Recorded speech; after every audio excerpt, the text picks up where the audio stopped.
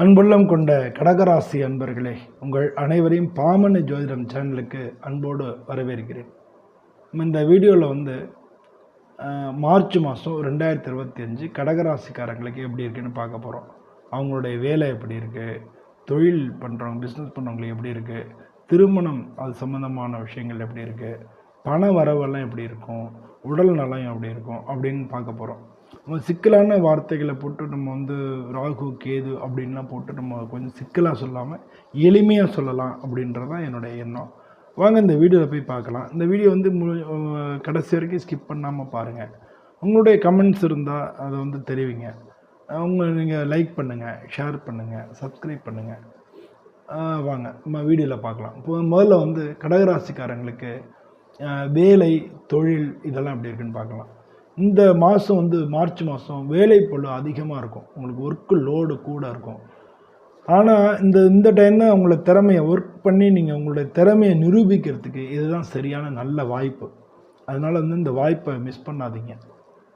நல்ல வேலை கொடுத்தாலும் பொறுப்புகள் கூட வந்தாலும் அதை முழுமையாக வாங்கி செய்கிறதுக்கான முயற்சிகளில் பாருங்கள். கவர்மெண்ட்டில் வேலை பார்த்தீங்கன்னா நிச்சயமாக நீங்கள் கவர்மெண்ட் வேலைக்கு ட்ரை பண்ணிகிட்டு இருந்தீங்கன்னாலும் கவர்மெண்ட் வேலை பார்க்குறவங்க 2 பேருக்குமே நல்ல காலமாக இருக்குது. நீங்கள் கவர்மெண்ட் வேலைக்கு நீங்கள் ட்ரை பண்ணிங்கன்னா இந்த மாதத்தில் உங்களுக்கு கிடைக்கிறதுக்கு வாய்ப்புகள் நிறையா இருக்குது. கவர்மெண்ட்டில் வேலை பார்க்குறவங்களுக்கும் உங்களுக்கு நல்ல ப்ரமோஷன், இல்லை ஆஃபீஸ் நல்ல பாராட்டுகள், இல்லை நீங்கள் நல்லா ஒர்க்கில் நீங்கள் நல்லா செயல்படுறது, இந்த மாதிரியான விஷயங்கள் எல்லாமே அரசில் வேலை பார்க்குறவங்களுக்கு கிடைக்கும். தனியார் ப்ரைவேட்டில் வேலை பார்க்குறவங்களுக்கு ஒரு சில மாற்றங்கள் ஏற்படும். உங்களுக்கு டிபார்ட்மெண்ட்டோ இல்லை ஒரு ப்ராஜெக்டோ வேறு அது மாதிரி உங்களுக்கு ஏதாவது சின்ன சின்ன மாற்றங்கள் ஏற்படும். பிஸ்னஸ் பண்ணிகிட்டு இருந்தீங்கன்னா இந்த மாதம் நீங்கள் விரிவுபடுத்துறதுக்கான ஆலோசனையில் ஈடுபடுவீங்க. நீங்கள் உங்கள் தொழிலை விருத்தி பண்ணுறதுக்கு விரிவு பண்ணுறதுக்கு எப்படி பண்ணலாம் அப்படின்றதெல்லாம் இது பண்ணுவீங்க. அதனால் அந்த மாதிரியான முன்னெடுப்புகள் எல்லாமே எடுத்து நீங்கள் தொழில்களை இன்னும் கொஞ்சம் விரிவாக்கம் பண்ணுறதுக்கு வேண்டிய முயற்சிகளை முழுமையாக எடுக்கலாம். பொதுவாக நீங்கள் கவனமாக இருக்க வேண்டியது ஆஃபீஸில் இன்னர் பாலிட்டிக்ஸ் இருக்கும், போட்டி பொறாமை இதெல்லாம் இருக்கும். இதெல்லாம் இருக்கிறது சகஜம்தான். அதனால் நீங்கள் ஆனால் இதெல்லாம் நீங்கள் தெரிஞ்சுக்கணும். நம்மளை சுற்றி இருக்கும் அப்படின்றத நீங்கள் கவனமாக பார்த்து அதுக்காக மெதுவாக செயல்படுங்க. அதெல்லாம் அனுசரித்து டிப்ளமேட்டிக்காக நீங்கள் செஞ்சீங்கன்னா ஆஃபீஸில் உங்களுக்கு நல்ல பேர் கிடைக்கும்.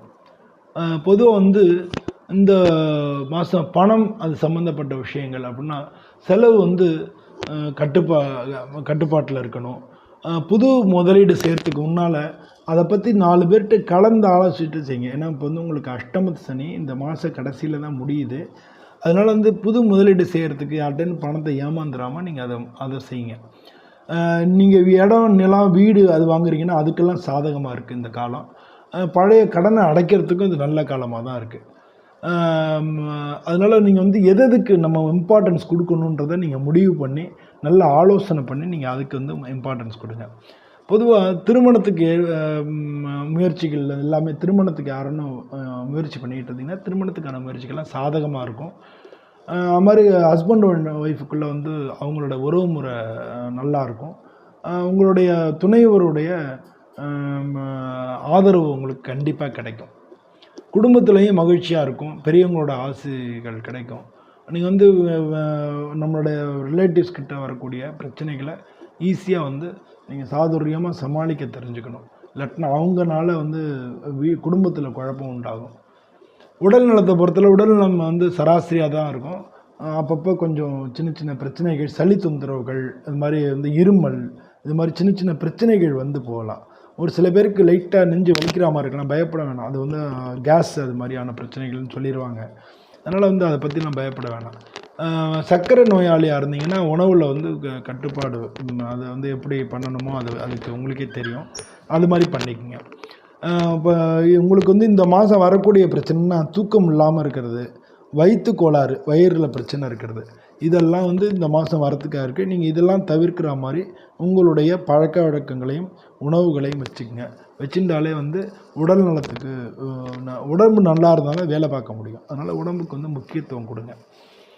இந்த மாதம் நீங்கள் சந்திர பகவானுக்கு அர்ச்சனை பண்ணுறது. ஏன்னா உங்கள் ராசிக்கு அதிபதி, கடகராசிக்கு அதிபதி சந்திரன் தான். சந்திரனுக்கு அர்ச்சனை பண்ணுறது, இல்லை அகத்தியரை வழிபடுறது, இதெல்லாம் வந்து உங்களுக்கு ரொம்ப ரொம்ப நல்லது. முடிஞ்சால் யாருக்கான முடிஞ்சால் அன்னதானம் பண்ணுங்கள். மாதிரி சந்திராஷ்டம நாட்களை வந்து பார்த்து நடந்துக்குங்க. இதெல்லாம் பண்ணிங்கனாலே இந்த மாதம் வந்து உங்களுக்கு ரொம்ப ரொம்ப நல்ல மாதமாக இருக்கும். பொதுவாக இந்த மாதத்தில் வந்து எல்லோரும் இந்த மாதிரி பரிகாரம் பண்ணிட்டு உங்களுடைய வேலைகள் எல்லாத்துலேருந்து இது பண்ணிக்கலாம். நம்ம வந்து இந்த வீடியோ வந்து ராகு அங்கே இருக்கார், கேது இங்கே இருக்கார், இது இப்படி இருக்கிறதுனால அப்படின்னு சொல்லி உங்களை குழப்பாமல் தெளிவாக இருக்கணும் அப்படின்றதுக்காக ஒவ்வொரு செக்மெண்ட்டாக, இப்போ வந்து வேலை எப்படி இருக்கும், அது மாதிரி வந்து பணம் அது வரக்கூடியது எப்படி இருக்கும், குடும்பத்தில் எப்படி இருக்கும், உடல் நலம் எப்படி இருக்கும், நீங்கள் என்ன வணங்கணும் அப்படின்னு சொல்லி ஈஸியாக உங்களுக்கு வந்து புரிஞ்சுக்கிறதுக்காக அது மாதிரி எளிமையாக சொல்கிறதுக்கு முயற்சி பண்ணியிருக்கேன். ஆனால் நீங்கள் வந்து இந்த வீடியோவை பார்த்துட்டு நீங்கள் வந்து இந்த வீடியோவுக்கு சப்ஸ்கிரைப் பண்ணுங்க. இந்த வீடியோ வந்து உங்களுக்கு தெரிஞ்ச ஃப்ரெண்ட்ஸுக்கெல்லாம் ஷேர் பண்ணுங்க. உங்களுடைய எண்ணங்களை வந்து கமெண்ட்டில் சொல்லுங்கள். பாமணி ஜோதிடம் சேனல் சார்பாக அனைவருக்கும் எனது பணிவான வணக்கங்கள். நன்றி.